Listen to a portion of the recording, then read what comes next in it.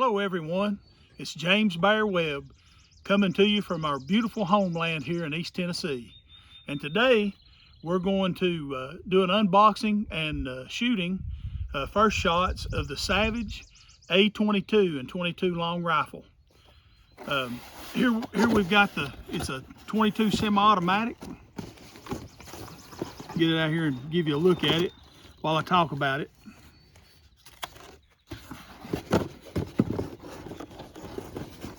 This is once again Savage A22 and 22 long rifle, and tell you a little bit about this. First of all, it's built with all the same quality that all the Savage rifles are built with. And if you know anything about Savage, you know that it's a company that's been in business for a long time and has always made very accurate rifles. To start out with the barrel right here, that is a button rifle barrel.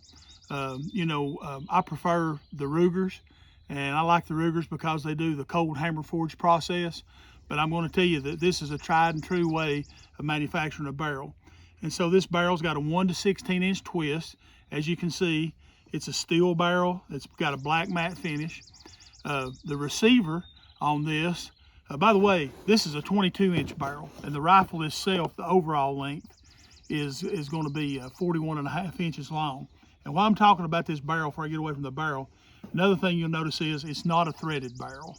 You know, a lot of nowadays, it's been kind of the industry standard whenever they're manufacturing these 22 LR semi-automatics, have a threaded barrel. Savage does make a model that does come with a threaded barrel, but not this one. The receiver's a steel receiver. It's got a blowback operated, and that's a real smooth operation right there, that semi-automatic slide. We've not shot it yet, but we'll see how that does. You see it's drilled and tapped for a scope, and it's already got the Weaver mounts on it. It's got the black polymer stock on this one. And another thing too, it's coming with that same Savage is very famous for their AccuTrigger here, and so that is an adjustable trigger.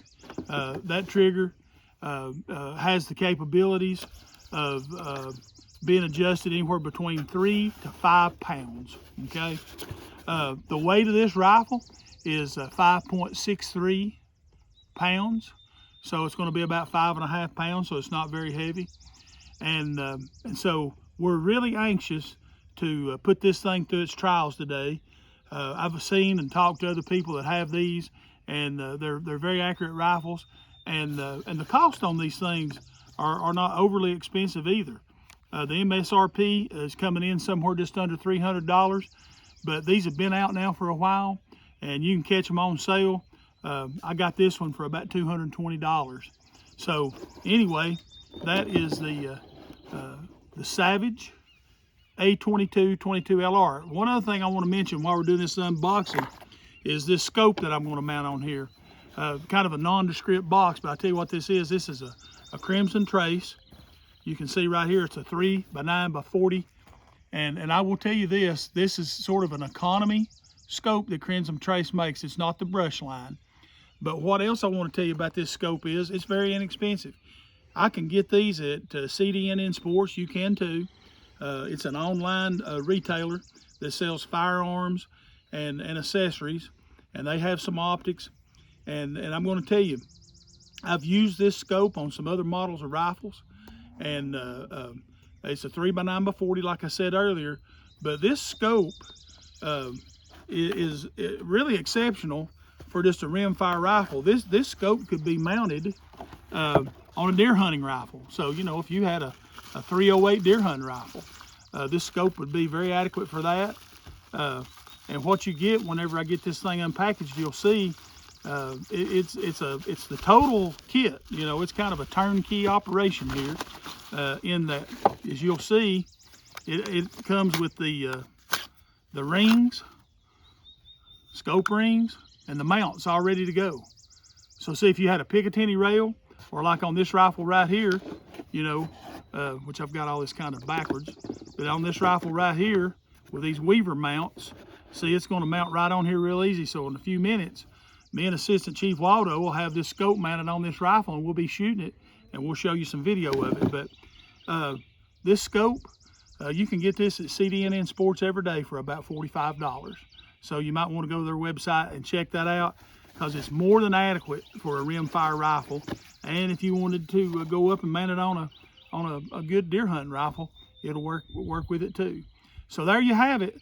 That's what we're getting ready to do. We're going to get the first shots going on this Savage A22 and 22 LR. One thing I wanted to say about this A22 is this magazine. It comes with a 10-round rotary magazine, and whenever I first saw it had this 10-round rotary magazine, and I saw the pictures of it, I thought it might interchange with the Ruger 1022 magazines. And I made that assumption because Winchester makes a Wildcat rifle, the Winchester Wildcat and 22 LR, and their magazines interchange with the Ruger 1022. And that would be, I guess you'd say, a common assumption, because there are so many Ruger 1022s out there that other manufacturers would build their magazines to interchange, but not this one. The Savage A22, although it looks very similar, it does not, and I repeat, does not interchange with the Ruger 1022 magazines. Okay.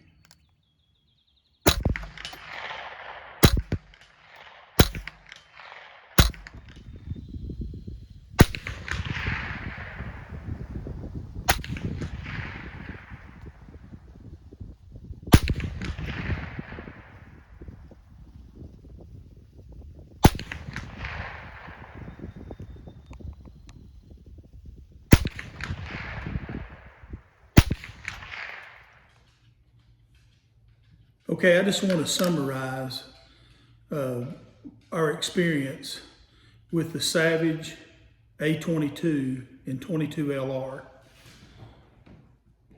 What we did is we probably fired close to 200 rounds through the A22 after we got the scope mounted.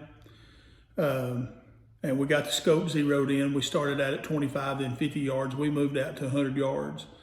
I'm going to post a picture of our 100-yard target after we had it sighted in. And by the way, we sighted it in with this bulk ammunition here, the Federal Thunderbolt ammunition. I'm going to tell you that it says it's 40 grain with 1,255 feet per second, but I just don't think that it's reliable. We also use some more bulk ammo, this Federal Champion. It's supposed to be a 36 grain, and you know, it's going to tell you on this box some muzzle velocity on it, but I believe it varies. Anyway, that's where we started out sighting the rifle in. And so we couldn't really get it to group with either one of those ammunitions, particularly at 100 yards.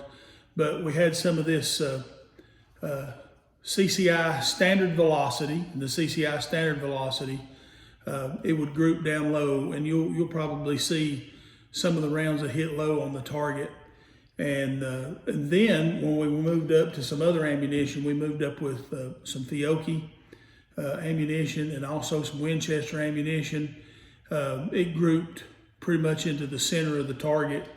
And then, of course, as always, probably some of the best stuff out there, the CCI Stangers.